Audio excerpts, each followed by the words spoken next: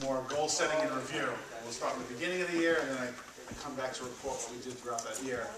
I know it's on the majority of everybody's mind right now, at least those of you from Therms, and so I'll probably get right into that.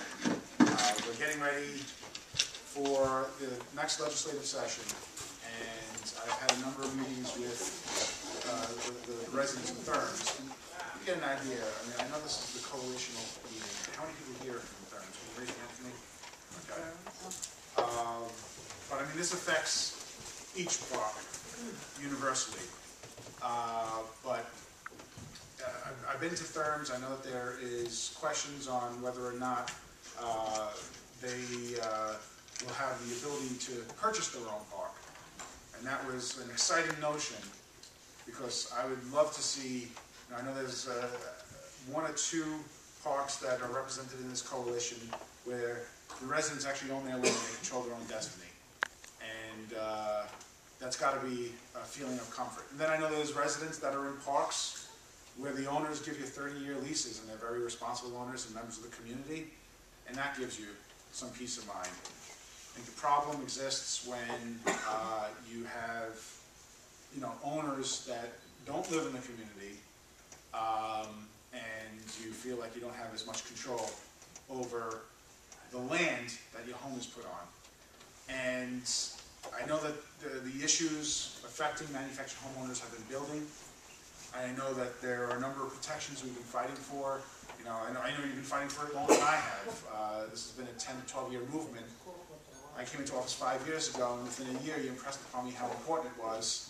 And not only the unjustified rent increase bill that both Senator Thiel and I carry, but the bill for the right of first refusal. And the right of first refusal bill is a mechanism to try to protect you after we saw land sold out from underneath homeowners' feet and they were forced off the land. And we did, I'm reiterating that right in this room, I think all of you helped make that bill happen, because I brought my colleague out here. Simon Thiel was here with us. I think Senator Dowd was here with us. But the chair of housing, Vito Lopez, is who we had to convince, because what I try to impress upon you is these issues that we have faced are pretty unique to the east end of Long Island for manufactured homeowners. Although there are manufactured homeowners throughout this state and throughout all the states in the nation, out here we have a large majority, or a good sized population that live in manufactured homes, and the land has increased so much in value that there's this dynamic, this volatile dynamic. And so we don't want, we didn't want people to lose the land from beneath them, and that was the right of first refusal bill. And we'd like to see that predictability. At the same time, we want to make sure the folks that are renting their land, they have some bargaining power at the table.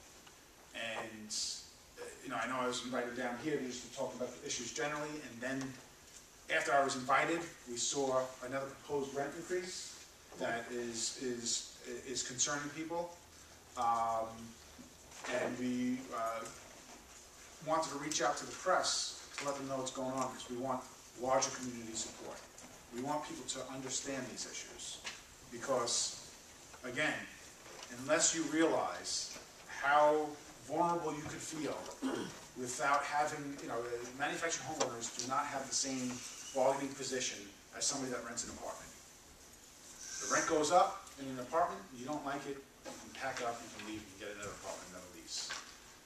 And we need to impress upon people that don't understand these issues that we have many seniors on a fixed income who put their life savings into a home, into a unique home ownership model, which, by the way, you had people from the LIA just 5 years ago talking about cooperative ownership of land and renting the land to try to deal with affordable housing issues. So it's a model that we don't want to fail. We want to see it succeed and actually flourish. And I've met with some of the park owners, the ones that are located in our community, about the bills that I carry.